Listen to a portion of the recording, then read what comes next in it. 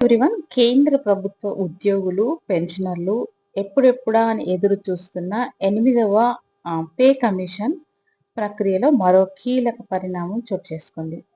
ఉద్యోగ సంఘాలు, పెన్షనర్ల గ్రూపులు తమ డిమాండ్లు, ప్రతిపాదనలు కమిషన్కు సమర్పించే గడువును కేంద్రం మరోసారి పొడిగించింది.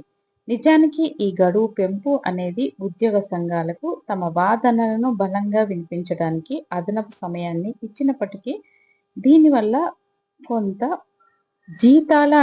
కొత్త వాళ్ళ జీతాల అమలు ప్రక్రియ మరింత ఆలస్యమయ్యే అవకాశాలు కనిపిస్తున్నాయి.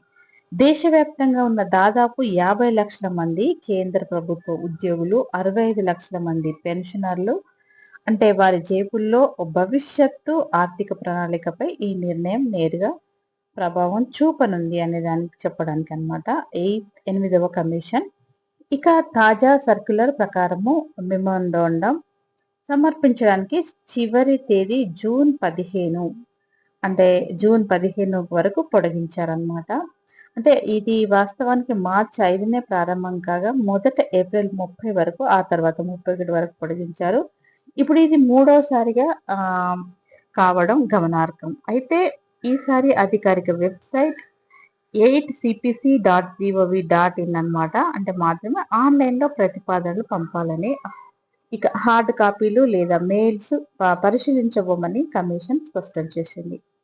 కొత్త జీతాలు ఎలా ఉంటాయంటే, ఈ జాప్యం వల్ల ఉద్యోగులకు కొత్త సాలరీ ఎప్పటి నుంచి చేతికి అందుతుందనే దానిపై సందిగ్ధత నెలకొంది.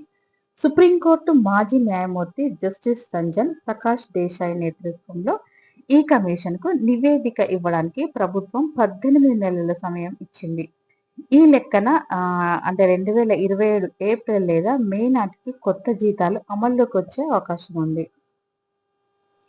All India NPS employees federation జాతీయ అధ్యక్షుడు డాక్టర్ మంజిత్ సింగ్ పటేల్ ఈ విషయంపై మాట్లాడుతూ, కొత్త ఆర్థిక సంవత్సరం ప్రారంభమయ్యే ఏప్రిల్ కీలకమైన సమయం కానుంది.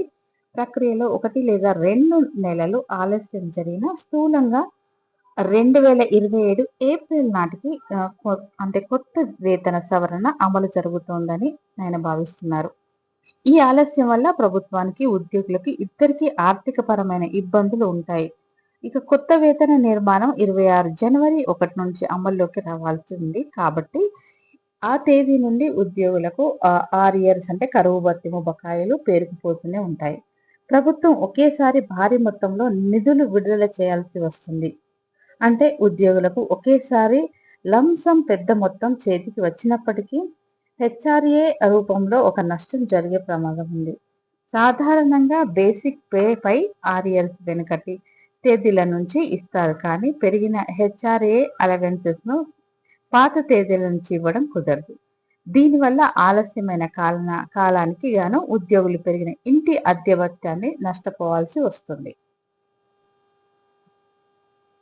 ఇక ఇది అన్నమాట 8వ కమిషన్, 8th పే కమిషన్ వివరాలు. ఇంత క్లియర్ గా ఎప్పటికప్పుడు ఈ 8th పే కమిషన్ గురించి నేను మీకు వెంట అందిస్తూ ఉంటాను. ఇలాంటి వీడియోస్ కోసం మన ఛానల్ కొత్తగా చూసేవాళ్ళు తప్పకుండా ఒక లైక్ ఇచ్చి సబ్స్క్రైబ్ చేసుకోండి అండ్ షేర్ చేయండి. Thank you.